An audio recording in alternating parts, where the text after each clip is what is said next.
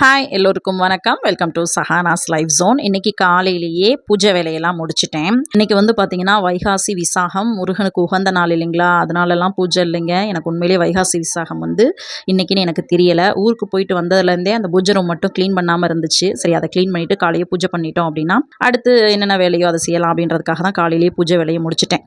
எப்போதுமே ரெகுலராக காலையில் எழுந்து கேலண்டர் பேப்பரை கிளிக்கும்போது இன்றைக்கி ஏதாவது முக்கியமான நாள் இருக்கா அப்படின்னு சொல்லிட்டு நோட் பண்ணி வச்சுக்கிருவேன். ஆனால் இன்றைக்கி அந்த கேலண்டரவே நான் பார்க்கல, சண்டே அப்படிங்கிறதுனால. அதனால் மட்டன் வாங்கிட்டு வந்து பசங்க பிரியாணி கேட்டாங்க அப்படின்ட்டு பிரியாணியும் கொஞ்சம் குருமா, அடுத்து ஒயிட் ரைஸ் தான் பண்ணியிருந்தேன். அப்புறம் எங்கள் பெரியம்மா தான் கால் பண்ணும்போது சொன்னாங்க, இன்றைக்கி வைகாசி விசாகண்டி, முருகன் கோயிலெல்லாம் பூஜை பால் குடம்லாம் நடந்துகிட்ருக்கு அப்படின்ற மாதிரி சொன்னாங்க. ஐயோ, வைகாசி விசாகம்னே தெரியாமல் நம்ம மட்டன் செஞ்சுட்டோமே அப்படின்னு சொல்லிட்டு கொஞ்சம் மனசுக்கு உறுத்தலாக இருந்தாலும் சரி, நம்ம தெரியாமல் தானே செஞ்சோம், முருகன் நம்மளை மன்னிச்சிருவார் அப்படின்னு சொல்லிட்டு நாங்களும் பிரியாணி தால்ச்சா எல்லாம் வச்சு நல்லா சாப்பிட ஆரம்பிச்சிட்டோம். மற்ற நாள் எல்லாமே ஸ்கூலுக்கு போகிறதுனால அவசரமாக அந்த டைமுக்குள்ளே சமையல் வேலை, ஓரளவுக்கு கிச்சன் வேலை எல்லாமே முடிஞ்சிடும். ஆனால் இந்த சாட்டர்டே சண்டே ஒரு வேளை லீவாக இருந்துச்சுன்னு வச்சுக்கோங்களேன், அன்றைக்கி சமையல் வந்து பார்த்திங்கன்னா செஞ்சு முடிக்கிறதுக்கே 10 மணி 10:30 கிட்ட ஆயிடுது. சாப்பிட்டோன்னா எந்த வேலையும் செய்ய முடிய மாட்டேங்குது. அதனால் இதை செஞ்சுட்டு சாப்பிட்றலாம், அதை செஞ்சுட்டு சாப்பிட்றலாம்னு கிட்டத்தட்ட 12 மணி ஆயிடுது. இந்த வீடியோ பிடிச்சிருந்துச்சுன்னா லைக் பண்ணி சப்ஸ்கிரைப் பண்ணிக்கோங்க.